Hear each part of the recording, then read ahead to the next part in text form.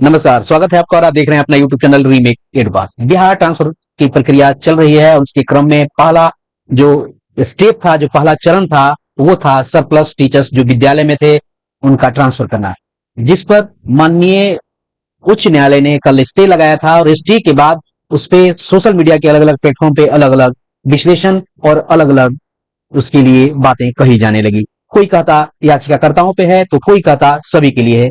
तो कोर्ट का आदेश सामने आ गया है और दूध का दूध और पानी का पानी हो गया है। तो जानेंगे हम इस वीडियो के माध्यम से कि किनके लिए यह स्टे लगा है, सभी पर स्टे लगा है या सिर्फ पिटिशनर पर स्टे लगा है। तो चलिए वीडियो को शुरू करते हैं। वीडियो को शुरू करने से पहले आपसे आग्रह करेंगे, पहली बार चैनल पे हैं तो चैनल को सब्सक्राइब कीजिए, कंटेंट पसंद आता है तो लाइक शेयर जरूर करेंगे। आपके सामने है वो केस नंबर जो है CWJC 12326 ऑफ 2026 और इतने सारे लोग जो आपको दिख रहे हैं क्रम में, ये सारे के सारे लोग पिटिशनर हैं और पिटिशनर की संख्या देखी जाए तो पिटिशनर की संख्या आपको हो रही है 39 और किसके है versus state through the additional chief secretary education department government of Bihar. उसके बाद है additional chief secretary education department government of Bihar के लिए। अब यहां और कई सारे लोगों को इसमें आपको रेस्पोंडेंट बनाया गया है। पिटिशनर 39 के करीब है और 6 रेस्पोंडेंट है। अब आपको बताते हैं कि इसमें जो ओरल ऑर्डर आया है, आपको दिख रहा है coram honourable mister justice Ajit Kumar और ये ऑर्डर ओरल है।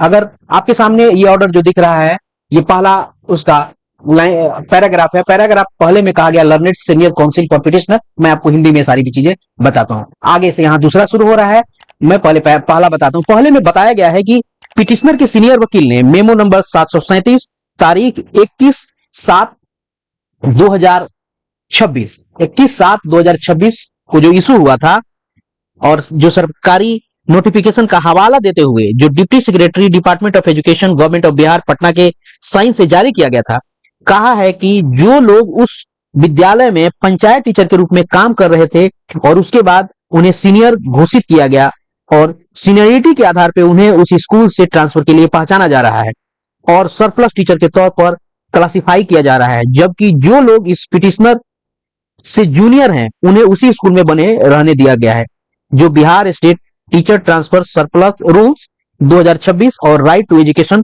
2009 के प्रोविजन के खिलाफ है। यहां कहा गया है कि जो पिटिशनर हैं उनको घोषित किया गया, सीनियर किया गया और सीनियर करके उनको क्लासिफाई कर दिया गया कि आप सीनियर हैं और आपका ट्रांसफर होगा और जो आपसे जूनियर हैं वो आप इस विद्यालय में रहेंगे। और इन्होंने कहा है कि ये रूल का उल्लंघन है और ये जो teeth of the provision of the Bihar state teachers transfer rule 2026 और उस प्रोविजन का और राइट टू एजुकेशन का भी ये उल्लंघन है। दूसरे जो लाइन में कहा गया है कि it is further submitted that even the national education policy, मैं इसको हिंदी में बताता हूं, यह भी कहा गया कि नेशनल एजुकेशन पॉलिसी में यह प्रोविजन है कि टीचर का ट्रांसफर बहुत कम किया जाए, जो उस पॉलिसी में शामिल कमिटमेंट है उसका भी उल्लंघन हो रहा है, जिससे टीचिंग स्टैंडर्ड पर असर पड़ रहा है। इसलिए यह कहा जाता है कि राज्य सरकार की बनाई गई पॉलिसी पर फिर से विचार करना होगा, जो पॉलिसी के मकसद और उसमें बनाए गए नियमों का उल्लंघन करती है। ये दूसरे में बताया गया। यहां कहा गया पिटिशनर की ये जो नेशनल एजुकेशन पॉलिसी है, जो उसके मूल उद्देश्य है कि टीचर का ट्रांसफर कम किया जाए, उन सब बातों का आपको उल्लंघन है, उसका यहां वायलेशन की बात की कही जा रही है। उसके बाद तीसरे में कहा गया कि but that is it may let an appropriate affidavit be filed on behalf of a state respondent and place on record for further consideration. यहां कहा गया है कोर्ट के द्वारा कि ऊपर बातें बताई गई और तीसरे में कहा गया है कि जैसा भी हो राज्य के रेस्पोंडेंट्स की ओर से एक सही एफिडेविट फाइल किया जाए और आगे विचार के लिए रिकॉर्ड में रखा जाए। यहां तीसरे में कहा गया है, समय दिया गया है कि जो भी रेस्पोंडेंट है वो अपना पक्ष एफिडेविट के माध्यम से रखे ताकि चीजें स्पष्ट हो जाए और जिसको विचार किया जा सकते हैं। विचार के लिए यहां कहा गया कि रिकॉर्ड फॉर फर्दर कंसिडरेशन, यही बात है।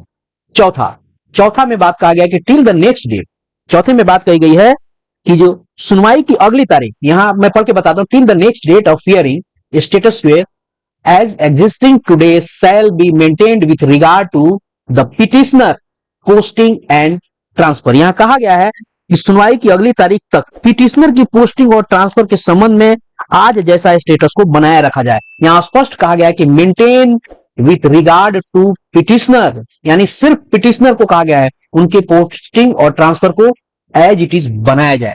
लिस्ट द केस ऑन 29 सितंबर 2026। यहां कहा गया है और स्पष्ट हो गया है चौथे नंबर पैरा से कि सिर्फ पिटिशनर के जो सरप्लस के स्टेटस को है आपको एज इट इज बनाया गया है, उसमें कोई काम नहीं होगा और सभी लोगों पर काम होगा।